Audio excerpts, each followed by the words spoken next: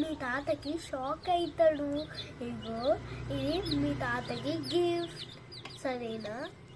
నీకోసం నేను పట్టుకున్నా అంతే. సారీ, నేను లేపేసిన కదా. సారీ బేబీ, నా ఫ్రెండ్.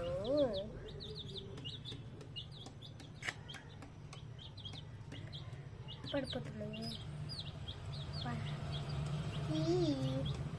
నా ఫ్రెండే బుజ్జి పండు. అచ్చుడే అచ్చుడు అచ్చు. మంచిగా ఉంది కదా. మీ మమ్మీ ఫోటో తీస్తుంది. నేను కాదు, ఏమన్నా మీ మమ్మీ నిన్నే కొన్ని కదా మమ్మీ. కలర్